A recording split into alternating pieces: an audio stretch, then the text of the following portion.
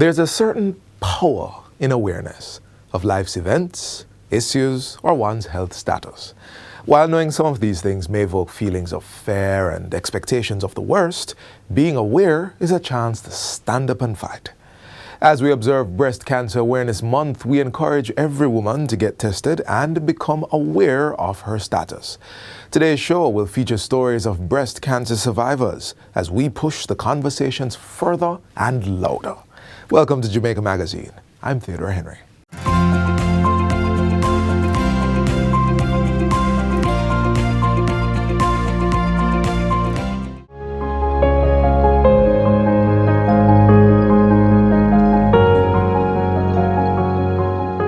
Was chocolate milk invented in Jamaica? Well, history has it that the first use of the term milk chocolate was for a beverage brought to London from Jamaica in 1687. The vehicle was one Sir Hans Sloane, physician to the governor of Jamaica. The story is that he was introduced to chocolate tea by slaves whom he saw drinking it. They told him that it was more delicious with milk and that the chocolate tea was also good for health. Sloane went back to England and produced milk chocolate, which later became Cadbury's. But it was not until the Swiss inventor Daniel Peter successfully combined cocoa and condensed milk in 1875 that the commercial milk chocolate bar was invented. Celebrating Jamaica 60 with pieces of our history.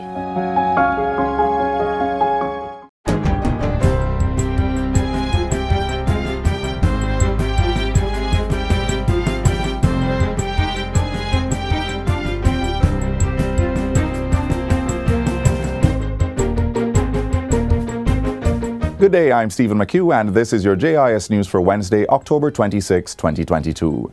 Jamaica has seen a sharp rise in business confidence, along with modest growth in consumer confidence. For the third quarter of 2022, business confidence grew by 18.3% and consumer confidence by 4.2% when compared to the prior period. Those results are among the main takeaways shared by the Jamaica Chamber of Commerce, JCC, from its most recent survey of businesses and consumers released on Tuesday. The JCC says it reflects optimism regarding current business conditions and a higher proportion of firms convinced that now is a good time to invest. Firms also reported strong optimism for the future with respect to the economy and their finances, largely confirming that their return on capital during the third quarter was either as they had expected or higher than expected. As a result, their expectation for future profits over the short to medium term grew by 19.3%. Consumers reported more cautious optimism in the current and anticipated growth in the economy. When compared to the preceding quarter, it shows a slight dip in persons' assessment of their current economic circumstances, which is down by 1.9%, while their expectations for the short to medium term grew by 7%. Ground has been broken for Jamaica's first Science, Technology, Engineering, Arts and Mathematics STEAM Academy. The institution is to be located in Bernard Lodge, St. Catherine. It's being built by public-private partnership and forms part of government's long-term plans for the advancement and mainstreaming of STEAM education in Jamaica. During Tuesday's landmarking and groundbreaking exercise, Prime Minister Andrew Holness said the establishment of these schools was central to the continued transformation of the education sector. If we make that level of investment, those schools must continue to be exceptional schools decade after the investment is made. The infrastructure part of it, the schools themselves will be about $115.2 million US. So these are not small allocations for the schools. We're going to put in the necessary ICT support, that is the computer, and training in computer sciences so that the teachers are able to integrate computer technology in every aspect of the curriculum. And then we have to do the capacity building. That is the training of the teachers. The Jamaica 60 Legacy Project is designed to be climate resilient, green and technology driven. The Prime Minister says under the Greater Bernard Lodge development, plans are also underway to erect a police post nearby. Meanwhile, a more affordable and fast broadband internet service is coming to residents of rural communities under the JUMP initiative being implemented by the government and telecommunications company Flow. The pilot program, launched by the Ministry of Science, Energy and Technology recently, will benefit approximately 1,500 households. Portfolio Minister Darrell Vaz says partnership is critical to ensuring that the country's needs are being met. This is an absolute game changer.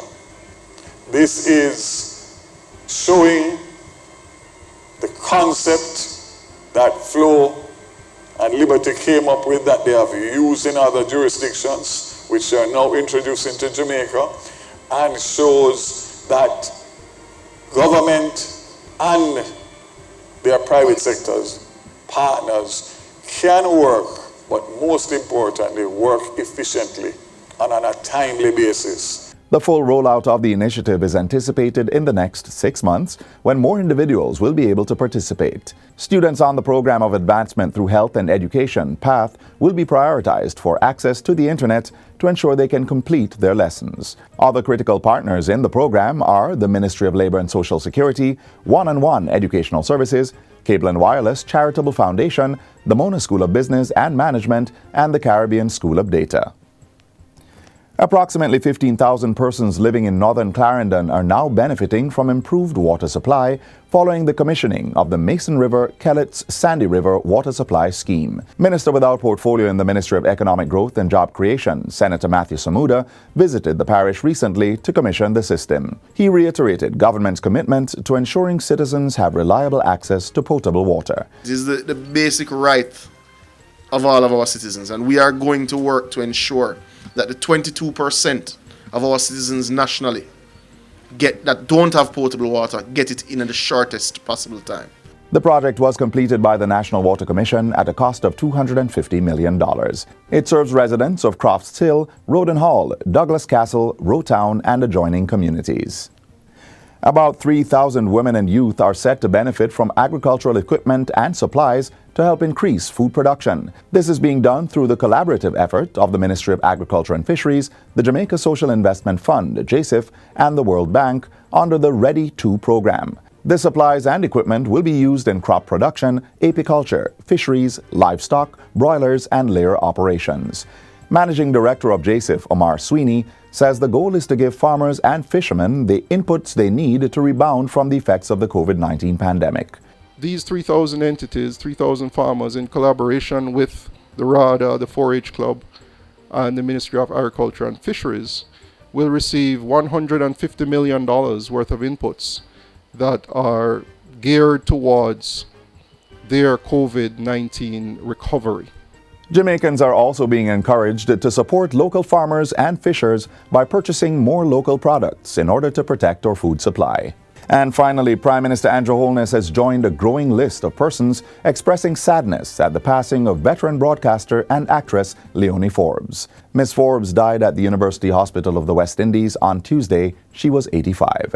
In expressing condolences, Mr. Holness says Jamaica has lost an iconic and pioneering figure in media and film, adding that her crisp, clear voice, warm personality, and contribution to Jamaica's development in media and the arts will never be forgotten.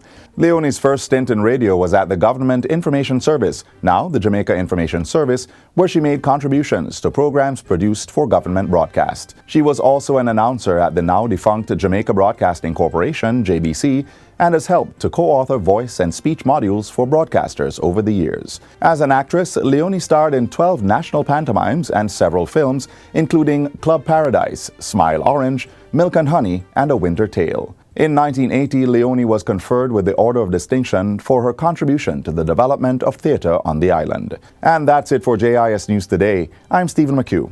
Thanks for watching.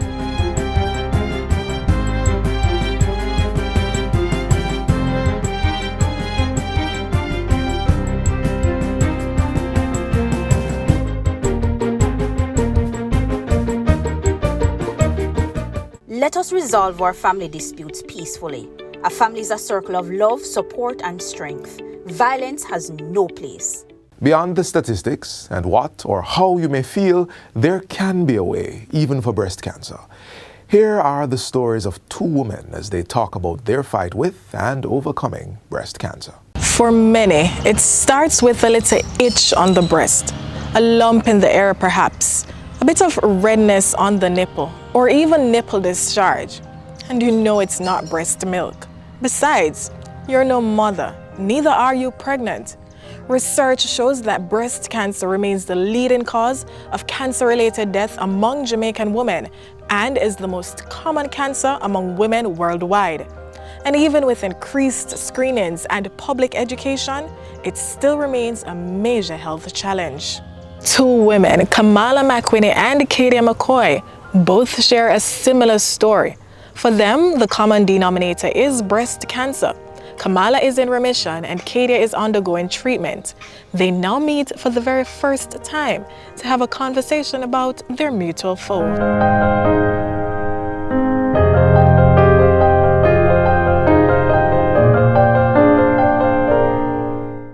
So Kadia, tell me when and how you found out that you have breast cancer. Oh boy, well, it was in April. I remember I was in the shower and I felt a lump, but it was huge, so I wasn't thinking it was anything because I'm always doing my self-examination. And when I felt the lump, I said, maybe it's just premenstrual syndrome. So I remember after a shower, I went to my husband and I said, feel this, it's a lump and it's huge.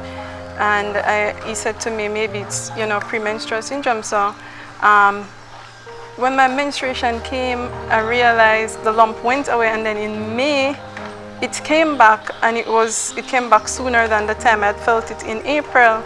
So I said, no, I need to go to the doctor and check this out. So it was the week after my 31st birthday. So I went to the doctor and she was like, okay, let me see what the girl's up to, and she examined the right breast and she said, okay, I'm going to let you do a mammogram and an ultrasound. But she was like, oh, they're just going to aspirate, it is just fluids. And when I went to do the mammogram and the ultrasound, the doctor said to me, she said, she said to me, this is not something that we're going to aspirate. You have to do a biopsy. And right away I said, are you serious? And she said, whatever it is, you're going to be okay. And when I did a surgical biopsy on a Monday, and I waited on the result for about 3 weeks, and my doctor messaged me and said to me that I have the results and it's not good. But what was your experience like? So interestingly, I was 30. Wow. So I was a little bit younger than you. And Right. I was having a persistent itching in my left breast. Right. And I was wondering what's causing this. Is it my detergent? Is it my fabric softener? What's causing this thing to be itching so much? So one day I was just at home after work on the couch watching TV, and I was scratching the itch. Right. And I felt something in my left breast, and I said, but it's not in the right breast. So Wow. then I was like, this needs to get checked out. So it took me a while because I was just in shock, like what could this possibly be? So maybe about 10 days or so after, I worked up the courage, made the appointment and went to the doctor. And then from that now, my GP said to me, go and get an ultrasound done. Got the ultrasound and the results said that there's a mass in the left breast that is strongly suspicious of malignancy. Wow. Yeah. And then from there I did a biopsy, and it was October 18th that I got back the results in 2013 that it was in fact breast cancer. Wow. What was it like when you found out? What? So I was alone in the doctor's office because I was living out of town at the time. And Okay. my doctor said to me, I've never seen anybody take it quite like you, because I wasn't crying, I was asking questions, I was seeking information. And then the very next day my mom came down and she was by my side for the whole journey. So of course the emotions hit me when I left the doctor's office, and I know I had to call her because I knew she was going to be devastated, and that's what made me start crying. Wow. Yeah. Yes, it can be quite overwhelming. I can really relate to that. It was hard. It's like your life changes completely. My life has now become about doctor visits, Everything is about, going to the doctor maybe once per week. It has changed completely. It makes me realize how precious, life is. It's delicate. Don't stress too much on the small things. Everything you'll manage to be where you are now, like this. Actually, no. I had this hope that it wouldn't always be this rough. But in terms of always sharing the story as much as I am now, 7 years after, Right. I never thought that I would be sharing it from a place of positivity all the time. Because I was Right. angry, I was sad, you know. Yeah. I had so many questions, like, you know, the typical question of why me? I tried Right. to eat healthy, there was no family history, all that type of stuff. But as the months and the years roll on, it gets easier to talk about it and to share details of the journey. For me, my thoughts, I think that my body, you know, had betrayed me so much. You know, it was really hard. Like when you look in the mirror now, Kadia, you know, what do you see? For me, I see a woman of confidence, you know.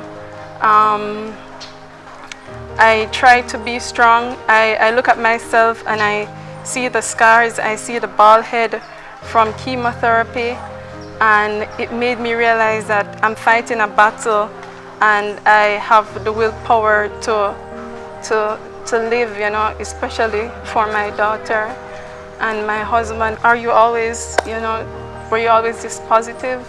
Not at all. If it wasn't for COVID, I'd come and give you a hug right now. Because I know it's emotional talking about, especially so fresh in the journey. So I'm sending you love. Thanks.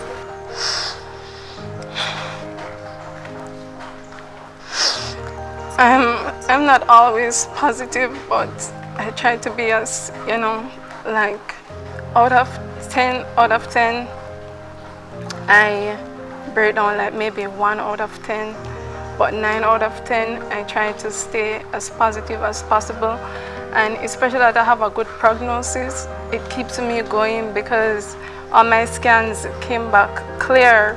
So it's just really doing chemotherapy, radiation, and then maintenance for probably about 10 years. But I try to stay as positive as possible. Just to respond to that, Kadia, even when I was going through, especially because I'm a mental health professional, as a psychologist, I knew that it's not practical nor reasonable to ask anybody to always be upbeat, to always feel like, yeah, I want to testify today. So I went sometimes for 7 days without wanting to talk to anybody.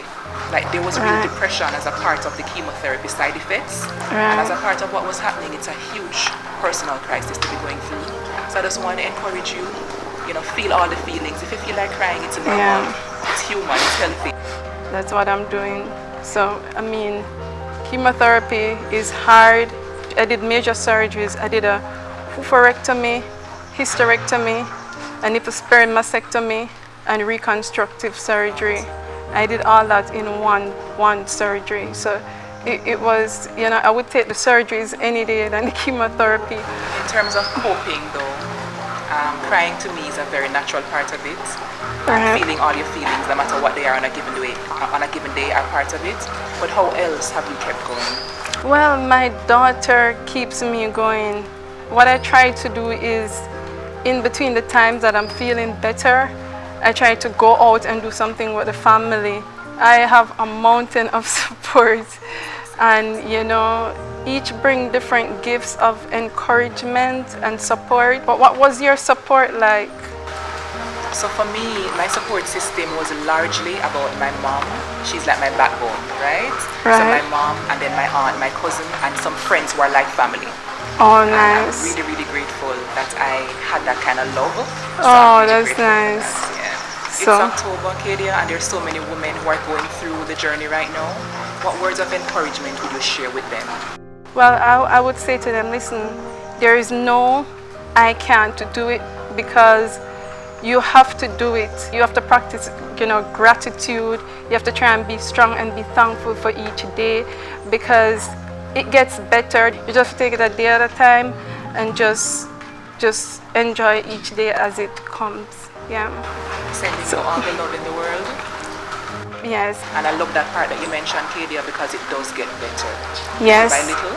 And no matter what the prognosis is, what I found to be essential was just keeping gratitude at the center of it all. Yes, you have to. Even for the small things, the smallest of things, I just had this profound sense of it could be worse. Yes, And just holding on to that every hour, every day got me through day by day, week by week, month by month. Yeah. Until October 18th, God's willing, I'll be 7 years. Wow, that's excellent. That's excellent. So what I remember I was feeling down yesterday, and I was reading something on Facebook, and this lady, she's a 40-year survivor, and I'm like, oh my God, because you know that in the back of our heads we have the what ifs, you know. What if it comes back? But I mean, seeing that 40-year survivor, I'm like, oh yes, I'm going to see my grandkids. I'm going to see my daughter graduate. So I'm just holding on to hope, faith, support, and love right now. That's what keeps me going. Yeah. And I'm expressing gratitude for you. Yes. I'm glad I got to meet you. And the same for you as well. Much love. Thank you.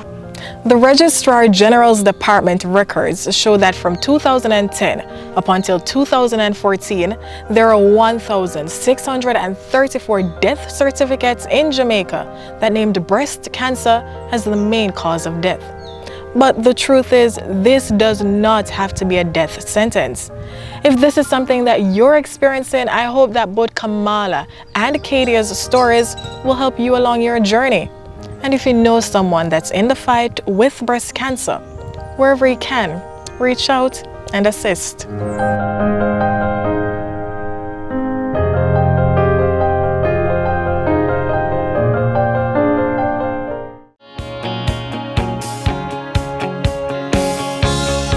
So my advice to persons who are concerned about bladder cancer is noting the commonest presentation is that of hematuria, which is blood in the urine.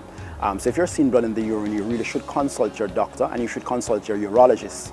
Also, if you're having other urinary symptoms, such as urgency, meaning you have that strong desire always to have to rush to the bathroom, or going very frequently, or getting up often at nights, then you really should consult your urologist. If you are in the industries that put you at high risk, then you should be very aware that you're maybe at an increased risk. So if you're a smoker, if you work in the textile industry, or you're a painter, or any of the other industries with prolonged exposure to chemicals, then you should be very aware of the risk of bladder cancer. And it is something that you should have a conversation and the relevant investigations if you have any other signs or symptoms for bladder cancer. From your health, we now move to your professional prospects. The sciences remain a booming field with viable options, and here are a few.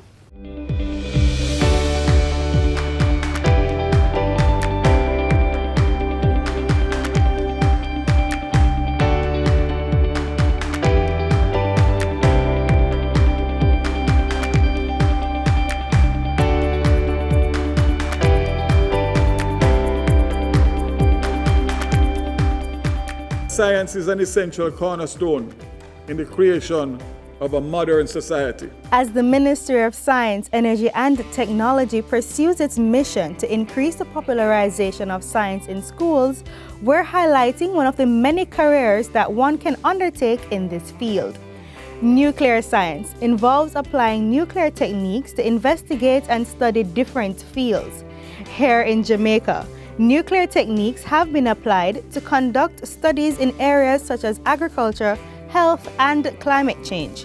Unfortunately, the field of nuclear science is largely male-dominated, but there are females out there who have been doing great work and have solidified their space.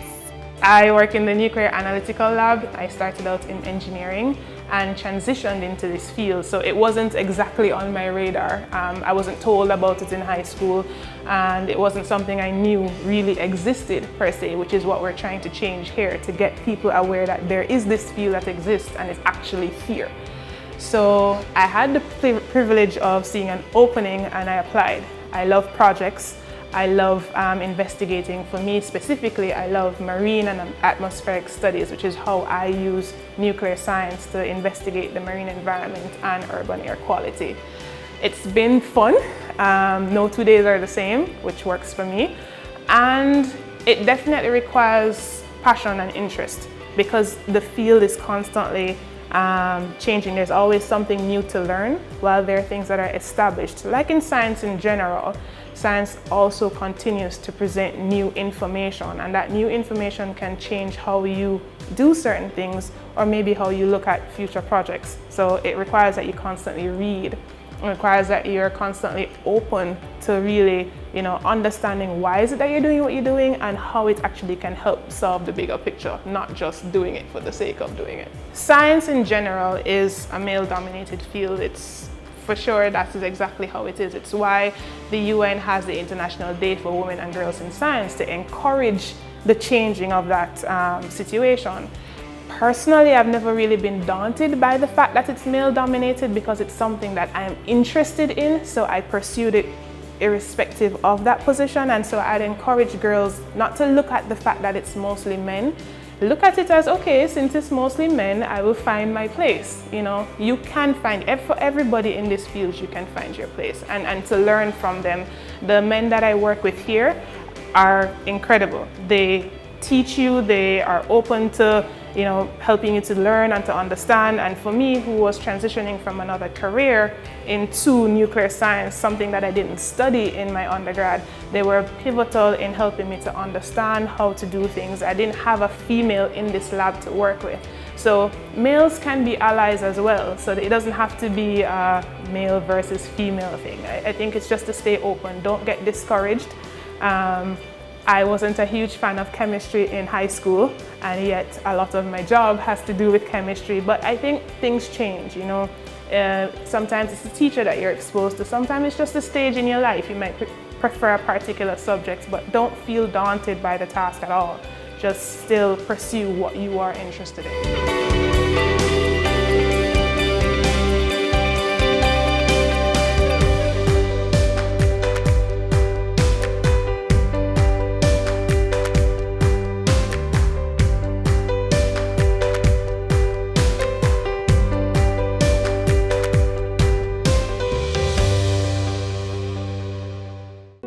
Breast milk is the ideal food for babies and can satisfy all the infant's nutritional needs for the first 6 months of life.